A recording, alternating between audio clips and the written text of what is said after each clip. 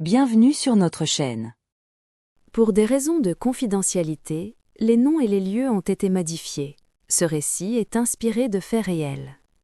Un lundi matin fatidique, après une session musicale improvisée au bord de la rivière le week-end dernier, Anna Dunham, 17 ans, quitta ses amis dans la forêt nationale d'Ozark avec l'intention de rentrer chez elle. Elle n'est jamais arrivée.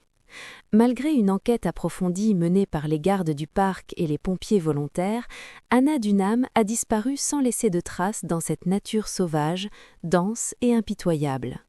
Pendant 4 longues années, sa famille a vécu sous le poids insoutenable de l'incertitude, espérant le moindre signe de leur fille bien-aimée.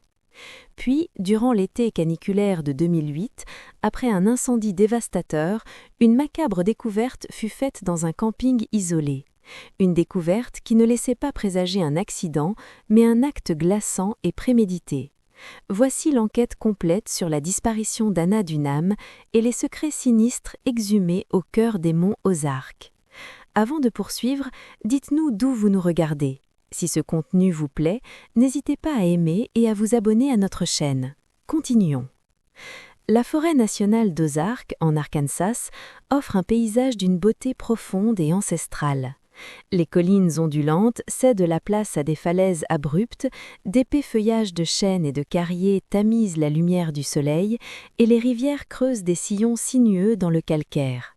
C'est un lieu à la fois d'une sérénité à couper le souffle et d'une nature sauvage.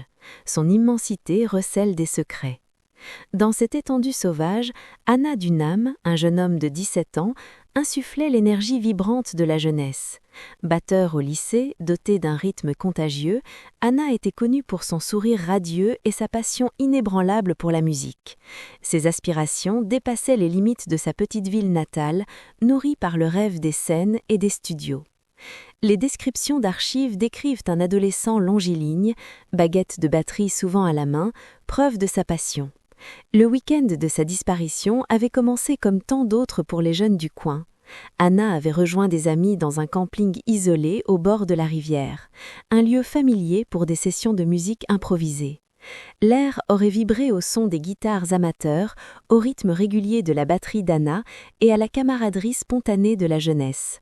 Ces rassemblements étaient un rite de passage, une parenthèse enchantée dans la liberté de la forêt avant le retour à l'école et aux responsabilités.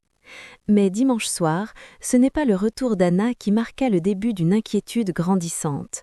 Les premiers appels de ses parents restèrent sans réponse. Lundi matin, l'angoisse s'était muée dans une angoisse glaciale. Anna Dunham n'était pas à la maison. Il n'avait contacté personne. Le rythme trépidant de sa vie s'était brutalement interrompu. Des recherches frénétiques ont commencé presque aussitôt. Famille, amis et forces de l'ordre local se sont rassemblés au camping, leurs cris d'espoir résonnant dans les bois silencieux. Chaque sentier, chaque clairière, chaque méandre de la rivière a été scruté. L'urgence était palpable, alimentée par la dure réalité d'une adolescente disparue dans un environnement immense et hostile. Le conseiller d'orientation d'Anna le décrivait comme un garçon concentré, ambitieux, mais aussi doté d'un esprit insatiable, peut-être attiré par la solitude et l'inspiration qu'offraient les monts Ozark. Un garde forestier, connaissant parfaitement l'immensité trompeuse de la région, a souligné l'immense défi auquel étaient confrontés les secouristes. La forêt, aussi belle soit-elle, pouvait dissimuler une personne indéfiniment, ses sentiers menant souvent toujours plus loin dans l'inconnu.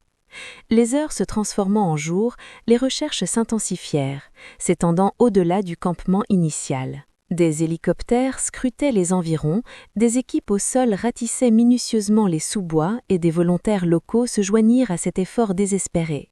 Malgré cette mobilisation massive, Anna Dunham restait introuvable, plongeant la communauté dans la peur et l'angoisse quant à son sort. Les efforts initiaux déployés pour retrouver Anna Dunham se sont rapidement transformés dans une recherche exhaustive et organisée. Des équipes du bureau du shérif local, de la police d'État et de nombreuses organisations de volontaires se convergèrent vers la forêt nationale d'Ozark. Un grillage fut établi et des centaines de personnes, dont certaines connaissaient parfaitement le terrain accidenté, ratissèrent minutieusement le sous-bois, escaladaient des pentes abruptes et longeaient les barres sinueuses de la rivière. L'ampleur de l'opération soulignait la gravité de la situation, mais la forêt, avec son immensité et son camouflage naturel, se révéla un adversaire redoutable. Les enquêteurs furent confrontés à des difficultés immédiates et considérables. Il n'y avait aucune piste concrète, aucun témoin oculaire ayant vu Anna quitter le campement, ni aucun indice de lutte ou d'acte criminel. Le terrain dense, bien que magnifique, offrait d'inversissables endroits où l'on pouvait se désorienter, ou plus inquiétant encore, se cacher. Daniel Reed, pompier volontaire qui s'était joint aux recherches, se souvient de l'immense frustration des premiers jours, décrivant le sentiment de chercher un fantôme dans un labyrinthe sans fin. L'absence d'indices typiques d'une scène de crime a laissé les enquêteurs sans point de départ concret. Pas de véhicule abandonné, pas de demande de rançon, pas d'appel téléphonique suspect. Anna Dunham avait tout simplement disparu, ne laissant derrière elle que des questions et le silence glaçant de la nature sauvage. Ce manque de preuves a rendu difficile pour les forces de l'ordre de qualifier l'événement, hésitant entre disparition et enlèvement potentiel, faute de détails corroborants. Pour la famille d'Anna, chaque jour qui passait sans nouvelles aggravait leur angoisse. L'espoir, si fragile, commençait à s'éroder sous le poids incessant de l'incertitude.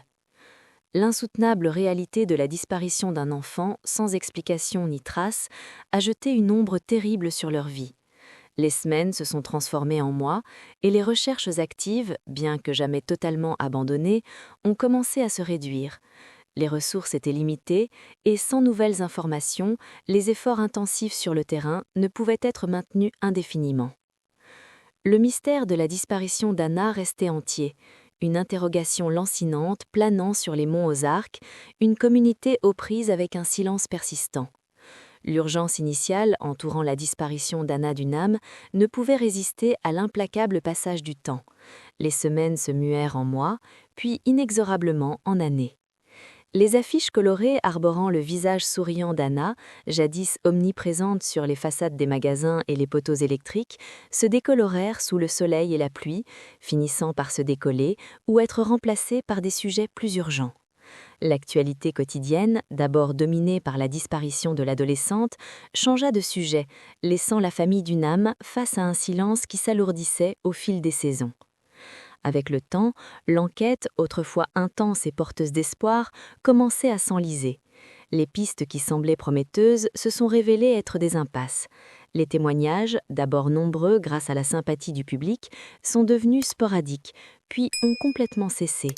Faute de nouveaux éléments de preuve et de témoins crédibles, l'affaire, jadis prioritaire, a lentement mais sûrement été reléguée aux oubliettes. Elle est devenue l'un des nombreux mystères non résolus qui hantent les communautés rurales, une sourde et constante source de chagrin persistant. La disparition d'Anna a plongé la petite communauté des Ozarks dans une profonde tristesse. L'anxiété collective qui avait commencé s'est muée dans un sentiment de perte omniprésent et dans une conscience troublante de notre vulnérabilité. Les parents serraient leurs enfants un peu plus fort contre eux, et la liberté autrefois innocente de la forêt semblait désormais revêtir une signification nouvelle et plus sombre. La conseillère d'orientation, qui connaissait Anna, évoquait souvent le vide immense laissé dans l'école et dans la vie de ses amis, un vide que le temps semblait incapable de combler. Pourtant, malgré l'espoir qui s'amenuisait et l'acceptation grandissante du pire, la famille d'Anna s'accrochait à un espoir fragile et persistant. Ils géraient des sites web, organisaient régulièrement des campagnes de sensibilisation et exploraient la moindre rumeur, la moindre piste, refusant de se résigner au silence définitif. Le garde forestier, un vétéran d'innombrables opérations de recherche et de sauvetage dans l'immensité sauvage de ces Ozarks, offrait une perspective lucide sur de tels cas. Il comprenait que dans un environnement aussi immense et impitoyable que la forêt nationale d'Ozarks, une personne pouvait se perdre ou rester cachée presque indéfiniment. Les 4 premières années suivant la disparition d'Anna furent une période d'angoisse et d'incertitude, un vide immense dans la vie de ses proches et un mystère profond qui continuait de planer, intact, au cœur des Ozarks. La forêt, qui avait jadis offert réconfort et aventure, détenait désormais le secret du destin d'Anna Dunham, un secret qu'elle semblait déterminée à garder. 4 ans après la disparition d'Anna Dunham, la forêt nationale d'Ozark révéla enfin son secret, mais d'une manière bien plus troublante que quiconque aurait pu l'imaginer. Le long et douloureux silence qui pesait sur la communauté fut brisé par une découverte qui allait bouleverser toute l'enquête. La scène se déroulait dans un campement isolé, près d'un promontoire, au cœur de cette nature sauvage, à la fois familière et impitoyable, où Anna avait été vue la dernière fois. C'est là, dans le calme et la solitude de la forêt, que les restes d'Anna Dunham ont été découverts. Le spectacle qui s'offrait aux enquêteurs était profondément bouleversant. Son corps n'avait pas simplement été abandonné, il avait été délibérément placé, agenouillé à l'intérieur du cercle du foyer. La scène portait les marques indubitables d'un tableau macabre, méticuleusement agencé. Autour de la dépouille, des cendres avaient été amoncelées avec une précision troublante, formant des spirales soigneusement agencées qui suggéraient une intention quasi rituelle.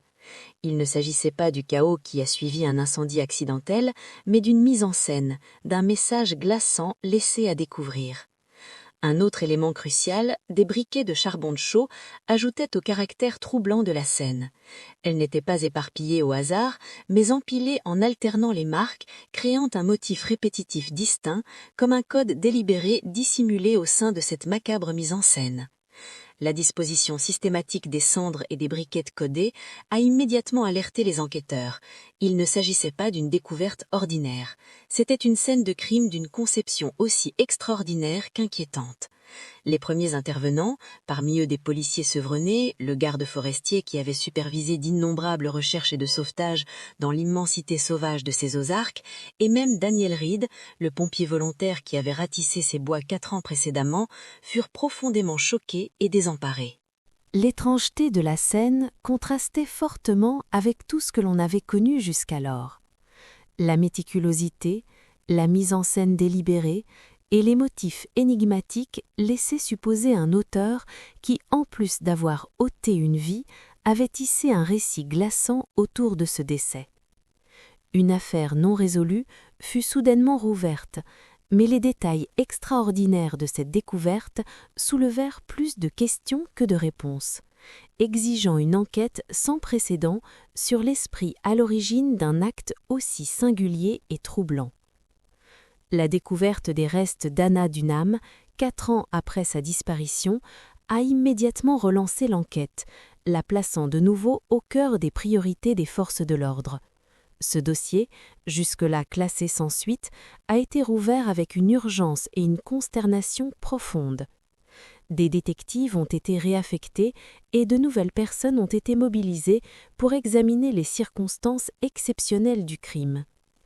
Il ne s'agissait plus d'une enquête pour disparition, mais d'un homicide, exigeant une approche médico-légale inédite dans les monts Ozarks. Le foyer devint l'épicentre de cette nouvelle enquête.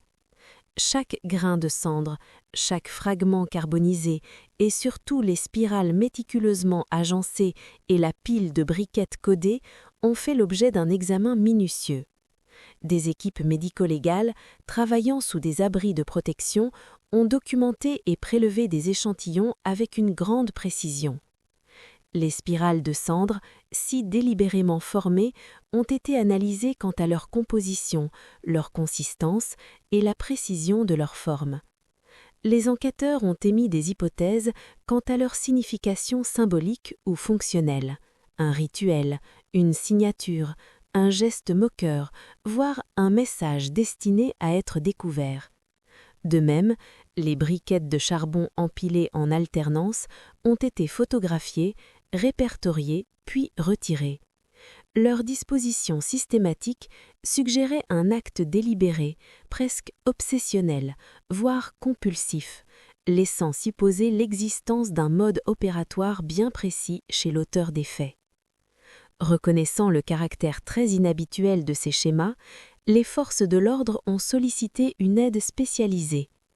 Un analyste amateur de schémas, reconnu pour son travail de décryptage de données visuelles complexes, a été engagé. Sa mission consistait à aller au-delà des marqueurs médico-légaux conventionnels et à tenter de déconstruire le langage visuel de la scène de crime. Ils ont étudié la symétrie, l'espacement et la conception générale des spirales de cendres et du code des briquettes, cherchant une logique sous-jacente ou un motif reconnaissable pour traduire ces agencements cryptiques en renseignements exploitables. Les enquêteurs se sont penchés sur les implications d'une scène aussi minutieusement mise en scène. La position agenouillée du corps d'Anna, combinée au motif rituel des cendres, suggérait un mobile bien plus complexe qu'un simple acte de violence.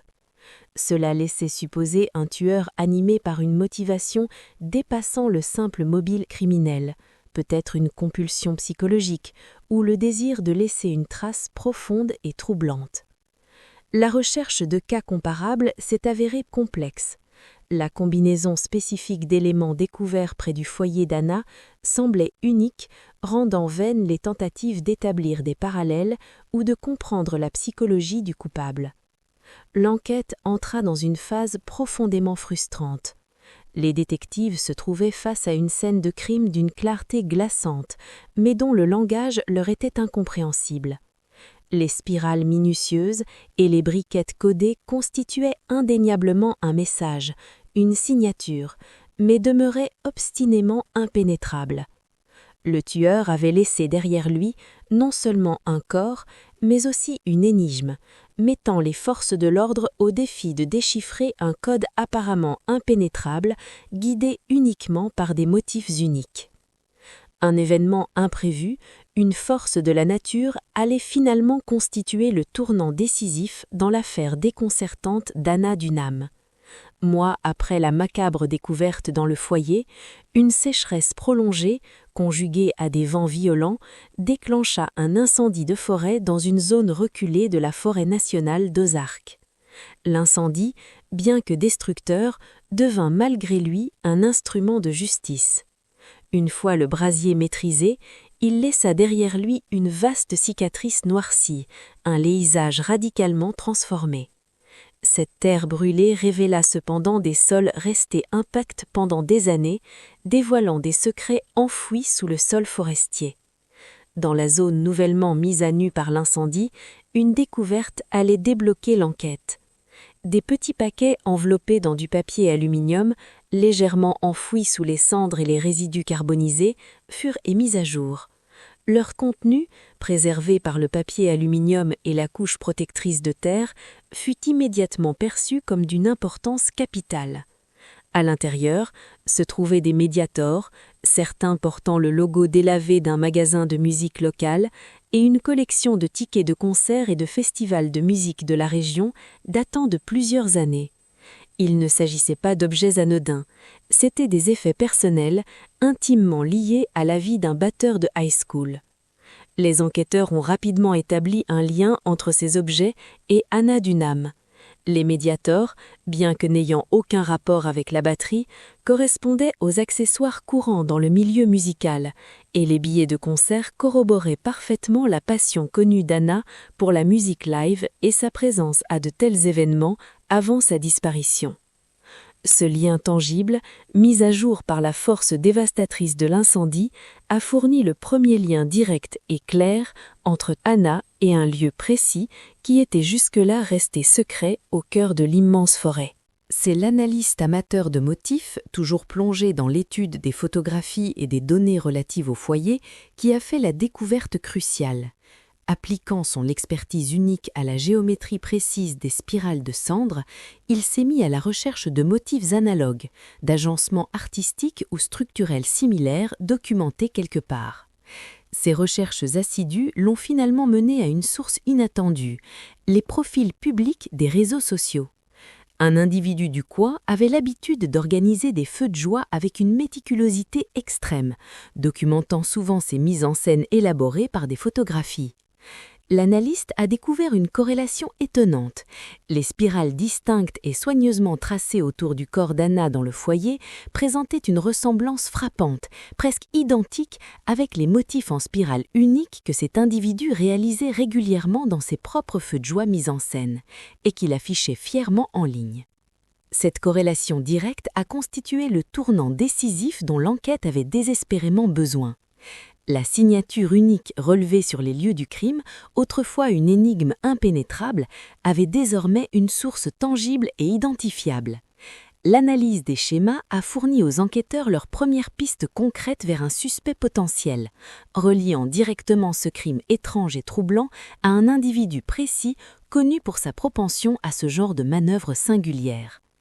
L'affaire Anna Denham, longue roge restée sans suite, a connu un dénouement inattendu. Le hasard a finalement révélé la vérité et désigné le meurtrier d'Anna. La découverte faite par un analyste amateur a déclenché une action immédiate et décisive des forces de l'ordre.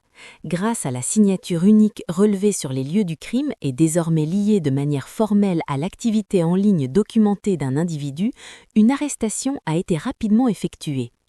Le suspect, dont l'identité était restée secrète en raison de l'immensité des monts Ozarks et de la nature étrange du crime, fut appréhendé, mettant fin brutalement à 4 années d'angoisse et d'incertitude. Les interrogatoires et les investigations complémentaires commencèrent peu à peu à lever le voile sur le mystère entourant le foyer.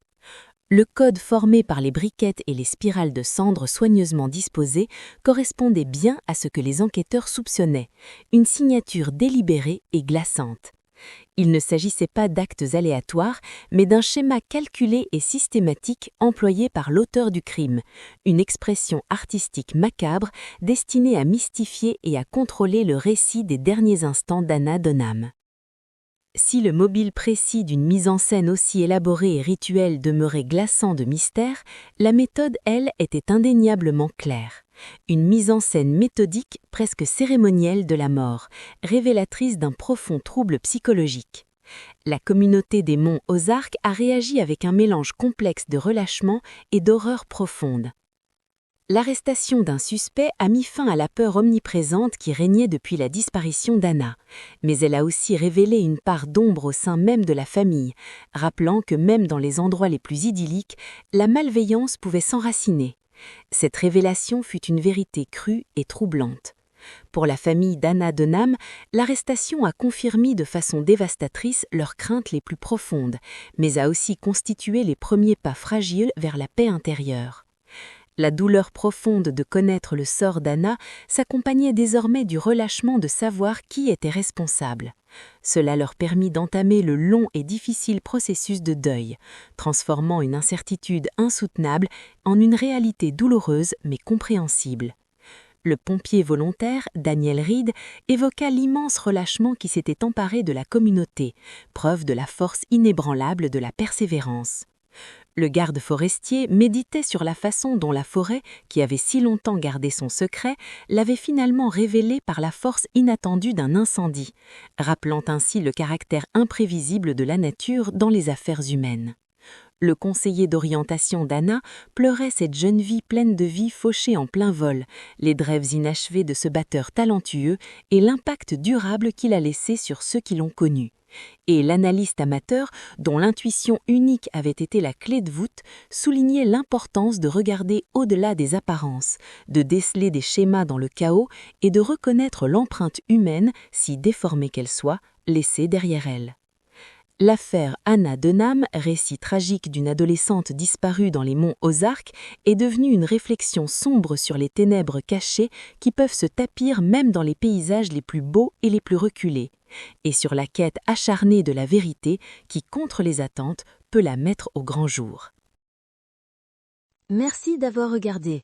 Nous vous proposons une autre vidéo en cliquant sur le lien ci-contre. N'oubliez pas de cliquer sur le bouton j'aime, de vous abonner si vous voulez en regarder davantage, et de mettre en commentaire ce que vous avez pensé de cette histoire fascinante.